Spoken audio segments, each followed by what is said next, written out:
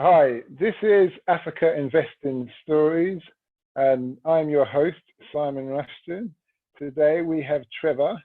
He's a London-born Jamaican heritage person, and he has invested in Gambia. He has a charity in Gambia, his partnership in a shop, and he's also building a hospital. He's doing many things while he's still investing in England and sharing his time between the two, as he's an amazing guy. He's into fitness. He's like a bodybuilder, ninja, joke, and all these things. And on a personal note, I've known Trevor for some time now. He schooled me in the art of security on the doors many, many years ago. And he's fearless, in other words. But anyway, Trevor, welcome to have you. Welcome, sir. What my first question would be for you is partly thanks for doing this, because I know you need a little bit of persuasion, but what is a typical day like for you in Gambia? Truthfully, when I'm in Gambia, I relax anyway. That's the first thing. It is a holiday, even though we do the charity. It is. We do relax. It's there to relax from the hustle and bustle from London, obviously. So my typical day will be like any tourist. I'll get up, have my breakfast and stuff, go for a little walk, and what I'll do is what we might do, depending on how much of us go to Gambia, because it's not just me. There's a few of us that go, a handful of us that go. We'd either go and we go to, because what we do, we go to different villages to check on the state of the villages, how much kids are there, what's needed, whether it's a well, whether they need us to dig a well, or whether they need clothes, food. So depending on what we decide to do each day, we might go and visit a village. If we visit a village, maybe a handful of us, we'll get the taxi, we'll order the taxi, and then we'll go and visit the village. And we'll go and we look for I don't know what they're called, but we just call them the chief of the village, which is the elder. It's normally the elder. We'll speak to them and just see what's needed, what they're looking for. Most villages won't have schools in them. They're not going to have schools. They basically just live there and their day-to-day life and don't really do nothing. So normally, if we go there, it's normally food they want or it's clothes. No school materials or nothing like that. Like I said, it's just food and clothes and maybe a well. But in saying that, the well, we haven't dug a well for like maybe 3 years now, because what we find now is water aids out there. And there's quite a few wells being dug now via the charity Water Aid. So we're finding now that we don't really need to dig much wells. Plus, the diggers that we did have, we can't find them. We had a certain amount of diggers that used to dig the wells. We pay them to dig the wells. We can't find them because the Gambians are a little bit funny when it comes to work and stuff. It's hard to maintain them doing the work. They do the work for a few months and then they disappear and you can't find them again until they need money. So that's been our challenge since we've been out there. So like I said, the wells, we don't do as much now, but it's more the clothes and the food, the hospital and the school that we deal with. So once again, like I said, depending on how we feel that day, if it's not the villages we go to, we'll either go to the hospital or we might go to the school to see how that's getting on. And that's it really.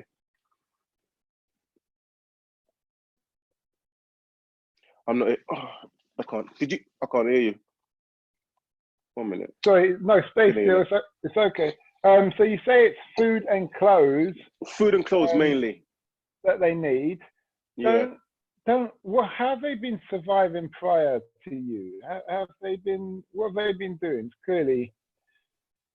Well, the thing is, it's not, well, I can't really answer that because we don't really know, how they've been surviving. But obviously, they got clothes and they got food, but minimal food and minimal clothes. Because sometimes some of the kids we see, they're wearing clothes that are ripped up, old clothes ripped up and stuff. So it's not like they desperately need the clothes that we send them, but obviously it helps. So how they've been surviving before we get there, I don't know. They survive. But what I'm saying is the state of things when we get there isn't pleasant. Obviously, coming from England, we don't see things like that. And over there, it's probably normal. But to us, we don't like what we see. So we provide what we feel they need, you know? When I say food, we don't give them influx of food. It's not loads and loads of food because it's a small man band. You know, there's not much of us, so we only do what we can afford to do. So when I say send food, mainly it'd be like one of those big bags of rice, a couple of those big bags of rice. Nothing too intense. Is the land not fertile there? The land is fertile. It is, parts of land is fertile, but it's very dry as well. Very dry. When I go there, I never see no greenery. I just see dust. But it is fertile. There's certain fruits and veg that they do grow, but I guess a lot of that is in their rainy season. But like mangoes, they're untold. Mangoes full of the trees, and what I find is a lot of the kids, that's like their diet. You know, mangoes in the mango season. I see a lot of them picking it up and just eating the mangoes. You know, but yeah, we've got some fertile ground there. Some of them are lazy and just don't want to do nothing for themselves. You know, that's what I find. How do you encourage the people to work or to share your vision? Well, out there, you mean? What, the Gambians out there? Yeah, out there. Yeah, the Gambians. There are, well, yeah. There's Gambians. There's lazy Gambians. A lot of them that beg. You know, 'cause they find it easier just to beg and get a little bit of money for food. They only think about what they can get today, and then tomorrow's another day. So they just sit around doing nothing. And then there's others that want to work, but ain't got the money or ain't got the education to work. Because obviously most of them out there, they're not educated. It's sad. And if they are, the parents have got to pay for their education. That's another mad thing, you know? And obviously they ain't got the money to pay because they're not working. So it's just one vicious circle. But I do know maybe a handful of Gambians that want to work, want to do a business, but they haven't got that money. And that's where I came in with a little bit of money that I've got and my family to help them. So as the saying goes, what is it? You don't give a man a fish, you teach him how to fish. And that's what I believe in. And that's, before we were going out there and giving, I used to give money. And I realized this is a waste of time. It's like giving beggars money over here. Giving them money, next day they're begging again because they've just, you know, satisfied what they needed for that day. So now I'm in the process of trying to set up not big businesses, small businesses, because it's, once again, it's a small man band. It's just us. We ain't got much money, but like, as you know, I'm invested in one school. It's a beauty school, and what she does, she teaches people beauty therapy and all the rest of it. So that's one thing I've invested in. The next one I'm going to invest in when I go out there, hopefully in April, is going to be like a restaurant takeaway. And hopefully it's going to start off small, and hopefully see how it goes. It'll be a little bit bigger the next time I get out there. But I've had someone. Go on. Sorry, go on. Initially, it's going to start off as they will cook the food from home and then they will bring it to that shop. That's how initially it's going to start, until they can afford to get their own, you know, get the cookers in the shop and fix it out. But at the moment, it's going to be just a shop, and basically they bring the food there, they cook from home, bring the food there and serve the food. That's how they're going to start it. What part of Gambia are you based at? It's called Gambia, near Serekunda. Okay. Is that near the coast, or? It's near, not really. There is coast. Yeah, it is. Of course it is. What I'm talking about, it is. Of course it is. Yeah. Well, an hour's drive. No, 15 minutes walk. No, because where we are, basically you got the hotels, and they're all by the sea. They're all by the sea. So it's like within 15 minutes, depending where you are. I'm based in Senegambia, but obviously there's little splinters, like there's Koto. You got Bruceby. It's like a 5-mile radius that we work with, you know. But based in Senegambia. So how long have you been doing this for? Myself personally, I've been doing it for about 10 years, personally. But my family have been doing it since the 90s. We went on it hard, but my grandmother started in 1986. I think she went out there. So really, it all stems from her. Really, she went out there, as she always does, feels sorry for people and starts to help them. once again, giving away money like I always do. I probably got that from her. But basically, she funded a family back in '86. And basically, her kids then. And then she was always giving money, sending money for their schooling, for food and stuff like that, obviously, maybe to pay the rent. Until the kids got to a certain age where they were working, they got their own jobs and stuff. And I think 97, 96, I think she sent my uncles out there, between 95 and 96. She sent after the family went out there, but I don't know why I didn't go then. I didn't go. So after the family went out there, meaning my cousins and my uncles went out there to go and see if we could find the family, because she kind of lost touch. Even though she was sending money, she kind of lost touch and wasn't really speaking to the family much. This was later on as they were getting older. And then they went out there and they found them. And like I said, they found them. And just to realize that they got jobs and they were happy, they're thanking my grandmother and all the rest of it. And it was, you know, a happy ending for that. And I think within that, they inspired my uncles to continue what my grandmother started. So like I said, I think about 97, they started with the food, small amounts of food, the clothes, and the digging of wells, which we've got Facebook, which shows you pictures and videos of the wells and, you know, what we do. And they started that. And like I said, they've been doing it since 97. So I only came on it about 10 years ago, but I then took it one step further. And I wasn't just looking at the villages, because that's what they were doing. I started looking for, I was looking for like orphanages. Initially, I was looking for orphanages where the kids obviously no parents and stuff, and seeing if I could help them. But I went to a few orphanages, but I think I was biting off more than I could chew. Obviously, there's a lot of kids in there, and it's hard to concentrate on one kid, but it can take a lot of money and a lot of time and a lot of effort. And I felt that I wasn't being sponsored by no one. I wasn't getting no money from no one. So I thought I'm going to step back from that, because I think it's a little bit more than I could afford to do. So then I met a friend who's got a school. Well, he had a school. It's a small school. When I say school, it's not like the school that we know. It's not like a big building. You know, it wasn't like that. It was just like a little hut initially, where he done it off his own back, and he was schooling kids from his own back, his own money, trying to get a little bit of help from locals and friends that come over. And then we started helping him, sending materials, like I said, books, pens, rubbers, all of it, all the school materials. And then we started sending little bits like computers, old computers from over there, laptops and stuff. And that's what we're doing. Like every year, we're sending him stuff for the new school semester every year. And then last year, October, what was a school, it blew down, obviously, because they have rainy season. And I think it was a little bit bad last year. So the winds blew everything down, tore everything down. And he let me know. And then I started a quest of trying to get some money to help him build a school. So now what he's done with some of the money that I've given him, it's not just me helping, obviously he's got other friends, but I think I'm the main person. He's actually able to, he's built a proper school now with bricks, proper building, proper classrooms, dining hall. And at the moment he's in the middle of finishing it. It's not quite finished, because that's why I'm always look for money. He needs a little bit more money just to finish it. But I'm glad he sends me videos from now and again to see the progress of the building. And, you know, I'm quite, what's the word?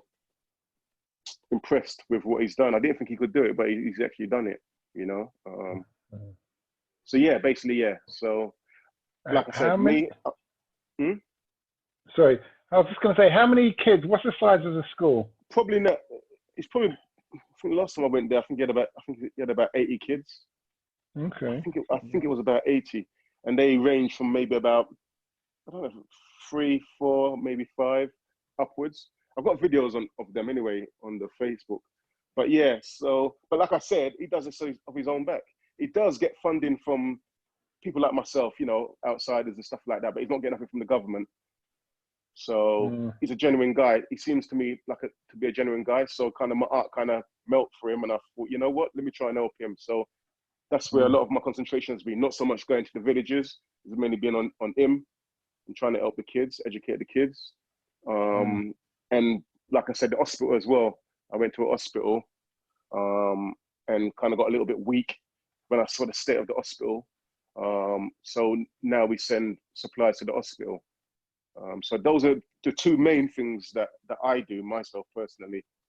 And like I said, and then I help other people with their small businesses, like I do a startup with them, and hopefully they can continue and then do something with their business, you know. Yeah. Okay. Would you how is it like hard to go out there and set up like a charity or any form of investment? Is there a lot of paperwork, or can you just go out there and do stuff? Well, charity-wise, I don't know if you can go out there and set up a charity. I don't know if it'd make any sense setting up a charity out there, because where are you going to get the money from? You better off starting a charity in your country and having people in your country, wherever you're from, investing in your charity to help them out there. Me personally, it's not, I call it a charity, but it's a CIC, it's a community interest company. So it's like a charity. It's not a full-fledged charity, but we call it a charity because that's what we're doing. We do charitable work, so that's why I call it a charity. So to go out there and set up a charity, I'm not sure about that. I think it's better setting a charity up where you live, whatever country, whatever region you live, setting it up there, and obviously publicizing it and advertising it on social media, like what I do, to help these people. Yeah. What I meant was, is there any paperwork or things that the Gambian government require you to do to set up if you're coming with a charity from England or a CIC? No, because the government, no, they don't really get involved. They haven't really gotten involved, you know. Yeah, they haven't gotten involved. We've had no problems. In fact, I've been told to contact the government to see if we can get some help from the government as it goes. I've been told by a couple of the Gambians. Actually go to the government and speak to them, tell them what you're about, and see if you can get some help or a couple of privileges when you go out there, because obviously we're doing for their people. But I haven't gone that far. I haven't done nothing. So no. The answer is no. I don't really know if the government will help. Maybe they would if I went there and showed them proof of what I'm doing out there. Maybe they would. But we've had no problems, or we have had no contact with the government to do with the charity anyway. I don't know if that answers your question. Yeah. Would you encourage other people to invest in Gambia? Well, of course, I'll say definitely so. You know, I'll say any parts of Africa. You know, it just that our interest lies in Gambia. I am going to be traveling like Kenya and Ghana and all them other countries, but my interest is in Gambia at the moment. But I would say definitely, especially if you're West Indian, you know, or African heritage, you know, because obviously we're all one family, you know. So definitely, I would say that. And there are a lot of people going out to Gambia. There are a lot of people that go out there and help anyway, and there's a lot of people going out there to live anyway. Meaning from you know, us, our people, a lot of them from America, and from England, because we actually bought some. Well, we're in the process of buying some land, and what it is, there's a lady out there. She's a lawyer from England, but she's been out there for about 12 years now. So what she's been doing is buying big plots of land, splitting it up, so that people like myself can go out there and invest in Gambia and buy land and build your own houses and stuff. So we're in the middle of doing that as well. How much does a plot go for? It depends. It depends on where you buy it. It depends what part of Gambia. If you're right near, like Senegambia, it's very expensive. So I can't really say how much a plot would cost in Senegambia. We're slightly out, and basically it's 20 meters by 20 meters by 20 meters. Is that right? I think I'm saying it right. It's 50 by 80 foot in Kenya. Yeah, and how much is that? There's 3.3 foot to a meter. So if you divide it up, so I'm terrible at maths, but yeah. No, it's all right. Well, we bought some land, which is not the one I'm talking about. We bought some land a few years ago, but that's, once again, you can't really say, that's out of Senegambia, that's out of, you know, the excitement. So obviously the further out you buy, the more land you can buy a football field for maybe £1,000. You know, we bought our land for £3,000, and that's about, I think it's 50 by 35 feet. But like I said, that area at the moment is not that busy. There are a few people buying out there. Maybe in 5 years, it will be the next best thing. And that land will be worth a lot more money. But depending where you buy it, Depends how much you pay for it. So basically, you can get land maybe 20 by 20, which we're buying at the moment. I think it's 20 by 20. We're paying like £2,000 for it, maybe. And that's nearer in to where the excitement is. So the nearer in, the more the land's going to cost you. Yeah, so what they're sending you basically is the plot size of a typical house. Basically, yeah, that's right. So we bought 2 59 by 35 foot is the plot size of a typical house. What it says on Google. Yeah, got you. Yeah. So basically, it's that. Yeah. So we bought two plots of land, and so there's like I said, there's lots of investors from all parts of the world: Canada, America, England. You know, and they basically we buy the land, and then we do what we want to do with it. Once we're ready, we can build on it, whatever we want to do. I'm with you. Okay, what would you? You haven't told us the name of your charity. What's the name of your CIC? The Beryl and Winford Manning Foundation, CIC. Okay. Basically, the Beryl and Winford. The Beryl is the name of my grandmother. Winford is her husband, and Manning obviously is the surname. So it's their name. Foundation. Okay. And where can people find you? They can contact me on Facebook. I'm on Facebook under that same name. I ain't got Instagram, I've got Facebook on that same name. So they can always contact me via Facebook. Okay. Do you have a website or is it just Facebook? Just Facebook at the moment. We ain't done the website yet. Okay. Yeah. That's good. Well, we really appreciate what you've been doing. I will definitely put the link below. Yeah. In so people can go on there and see the work you're doing. And thanks for having. Go on. Well, no, I would say one thing I would say is, like I said, I've not been Kenya or Ghana. I ain't been to none of those countries yet, which I'm gonna go from next year. Going Ghana, but with Gambia, they are very friendly. They're nice. They're a nice bunch of people. They are friendly and very welcoming. I know there was some madness happening in South Africa where, our own people were going to South Africa, building businesses, and the South Africans, your own people, were burning it down and really doing some bad things. In Gambia, I think it's different. When they come and they see you as their own people coming, they believe that you're coming there to help them, to better them. So their mindset is a lot better. So that's why I say I like Gambia. I can't speak for any other country, but Gambia is I believe is a good country to invest in. So if I would say anyone that hasn't been Gambia, take a trip there. I think most people, I would say at least 90% of people that go to Gambia always want to go back, always love the experience. I think mainly because the people are happy to see us. That's why they call it the smiling coast of Africa. So I would definitely say, give Gambia a visit. That's good. On that note, we should round it up. Thanks again for coming. And we will definitely put the link in below so people can contact you should they want to make a donation. And we will probably have you on the show again because I believe we could get a lot more out of you. I'm sure. What you're having to say. Yeah. And, that's about it. Is there any last thing you want to throw in there? Not really. I think I've said the last bit is what I just said, really. But I would really just, encourage people to go to Gambia and just have a look at it yourself. Basically, that's the country, that's where Kunta Kinte come from. That's his homeland, So I would tell people, to go out to Gambia and take a look for yourself. And just get the experience for yourself, That's it, really. Okay. Well, thanks again. And we will see you. Thank you, sir. Thank you for